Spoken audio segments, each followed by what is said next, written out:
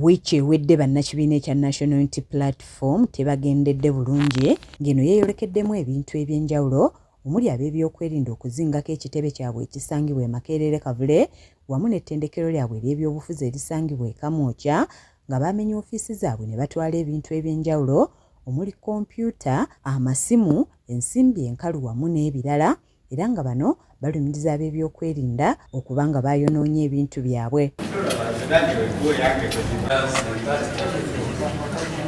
Mu ngeri y'emu, wiiki y'emu waliwo bannakibiina kya National Unity Platform abaalabiseeko oluvannyuma lw'okuyimbulwa nga bano kuliko ssaabakunzi w'ekibiina kino Fred Nyanzi wamu n'abatwala akakiiko k'ebyokwerinda era nga bano ebyabatuukako babinyumya nga lutabaalo.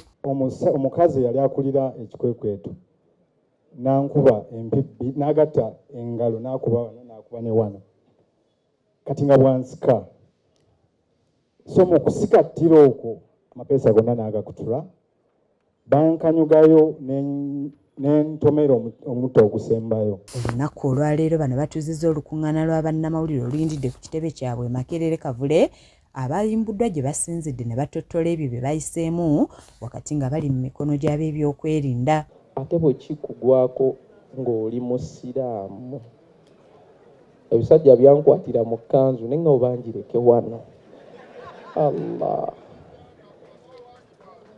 ebisajja tebikolagana na basiraamu byangambwe n'ekkanzu ssebo y'amagye. Ssaabakunzi w'ekibiina kino Fred Nyanzi atutodde ebyaliwo ng'awambibwa abantu abataategeerekeka era ng'ebyaliwo abinyumya nga lutabaalo. And I would like to promise the NUP fraternity and all Ugandans that my spirit is still very strong and I am going to start where I stopped. Bino ebitutuukako ekirungi kati batandise bikola ffeffe nnyini tubiraba tukomyewo tuli bagumu.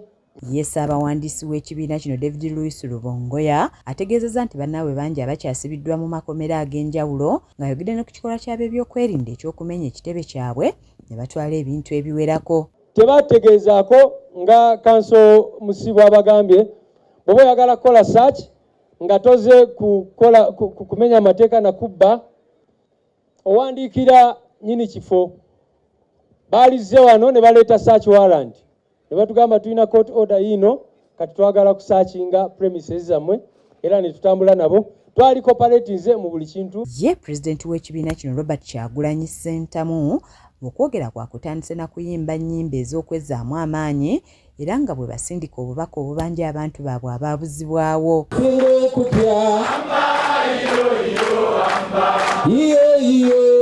Bino nga bigenda mu maaso waliwo bannaabwe bataano abatuuse nga babadde baawambibwa era nga bano olutuuse ne babalaga essanyu nga n'ekiddiridde ku baalwendo lw'amazzi okubakulisa ebyo bye bayiseemu.